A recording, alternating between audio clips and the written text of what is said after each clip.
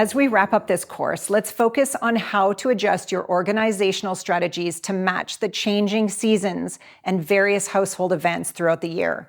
They always come up year after year, so let's better prepare ourselves. This flexibility will ensure that your kitchen remains functional and clutter-free under all of these circumstances. When organizing your kitchen, think about its setup for the season's demands. For example, during the holiday season, you might need a quick access to a serving platter or some baking supplies. And in the summer, you might need your plastic plates or your acrylic wine glasses for outside. If you live where there are separate seasons like me, different weather demands different things. So think about rotating these items in and out of storage into your kitchen as needed so that you can keep your kitchen adapted and uncluttered. Don't try to keep all of your holiday plates, dishes, and platters in your main space if you only use them once a year. The systems that you have set up that you've already done in the organizing section of this course will go a long way to make your kitchen easier to maintain. Systems will streamline and simplify your storage, your food prep, and your cleaning process. Dividing your kitchen up based on activities and categories will create the efficiency that we're both looking for. If you transferred your bulk items like flour, sugar, and rice and spices into clear, airtight containers, this will not only keep your ingredients fresh, but also allow you to see what you have at a glance, which will prevent you from overbuying, and it'll simplify your meal prep. That's a great system.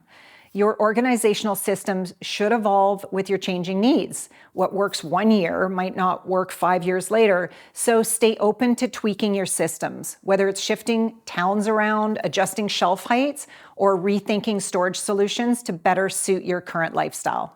Now be aware, self-criticism and self-critical thoughts can come back as you're trying to maintain your work, especially when you have small setbacks and frustrations in maintaining your newly organized space.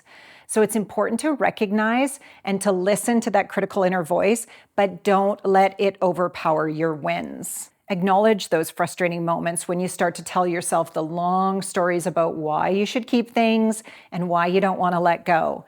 Realize this is part of the process. You aren't a bad person. You just didn't know how to look and think about clutter, but now you do. So remind yourself this is part of the progress that you've made. You've come so far, and each step, even the challenging ones, is moving you closer to your goals.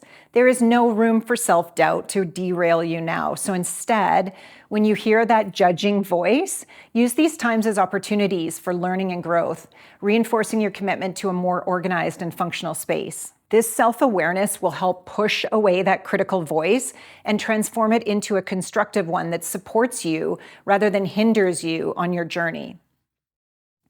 Congratulations on completing my simplified course and achieving a clutter-free kitchen. You've learned to adapt and apply so many strategies that'll keep your kitchen beautiful and functional through every season and life change. These skills will also translate into all areas of your house. So thank you for joining me on this transformative journey. You've not only created a more organized kitchen, but you also have developed the skills to maintain it. Remember, decluttering and organizing are about making your life better, giving you what you want, which is a serene and functional space to enjoy every day.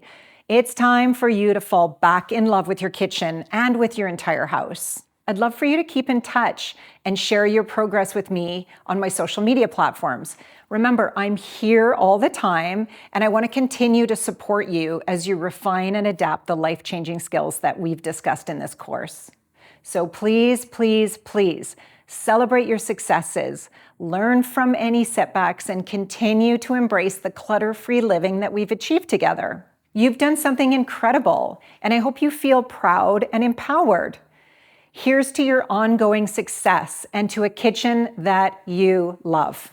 You've become a friend here, so stay in touch because I'm going to create more courses like this to help you in more rooms of your house and to work through some of those hard psychological barriers. I'm looking forward to working with you again to reclaim more rooms in your house and to get back in control so that clutter doesn't have control of you. You have control of your clutter.